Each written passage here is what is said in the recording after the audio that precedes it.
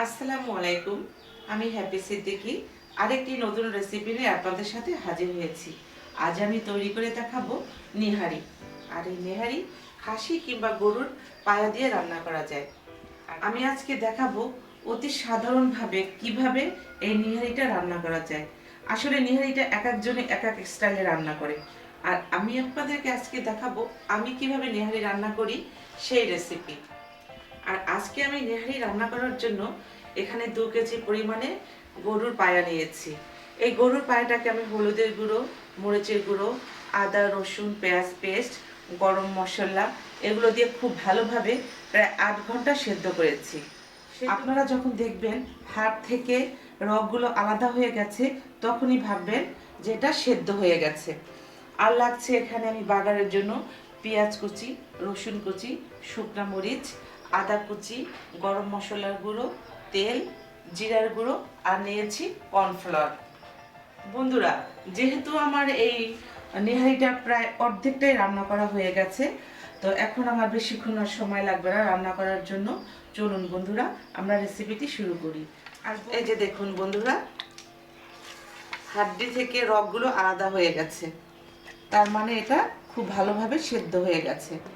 এখানে আমি যে যে মশলা দিয়েছি সেগুলো আমার ডিসক্রিপশন বক্সে দেওয়া থাকবে পরিমাণ সহ, ওখান থেকে আপনারা দেখে নেবেন। আমরা চুলায় বসিয়ে দিলাম। এটা যেহেতু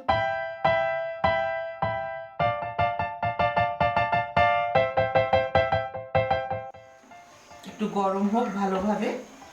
এটার মধ্যে আমি বাড়তি কোনো তেল দেইনি, গরুর হাড্ডি থেকে যথেষ্ট পরিমাণে তেল বের হয়েছে।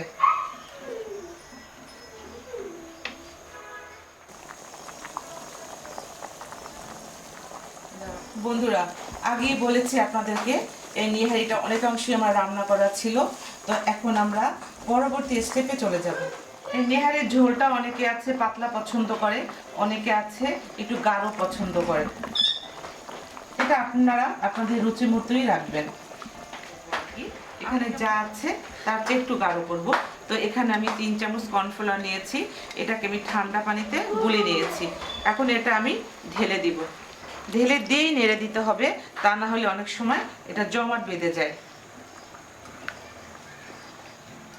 এটা সম্পূর্ণ আপনাদের উপরে নির্ভর করবে, আপনারা কেমন পছন্দ করেন, ঘন নাকি পাতলা।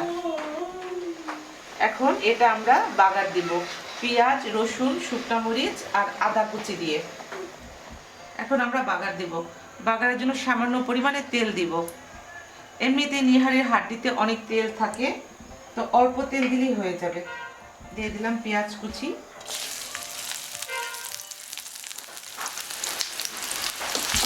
কিছুক্ষণ নাড়াচাড়া করার পর দিয়ে দিব রসুন আর আদা কুচি।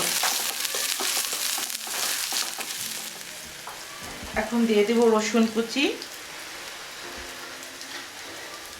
সামান্য আদা কুচি আর শুকনো মরিচ।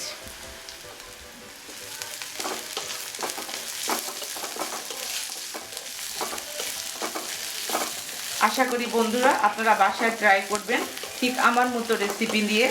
কেমন হয় আমাকে জানাবেন।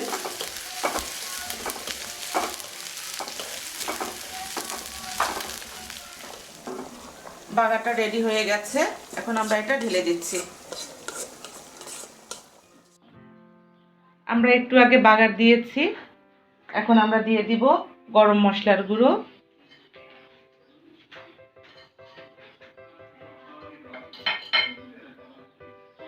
দিয়ে দিলাম টালা জিরার গুঁড়ো,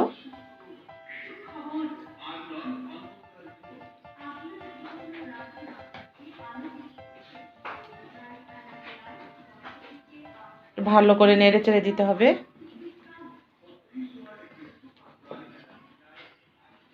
লবণটা একটু চেখে নেবেন, যদি আর একটু দরকার হয় ঠিক আছে লবণ, তাহলে আপনারা দিয়ে নেবেন। হয়ে গেছে আমার গরুর পায়া দিয়ে নিহারি রান্না। আশা করি বাসায় ট্রাই করবেন, কেমন হয় আমাকে জানাবেন। সবাইকে শুভেচ্ছা, ভালো থাকবেন, আল্লাহ হাফেজ।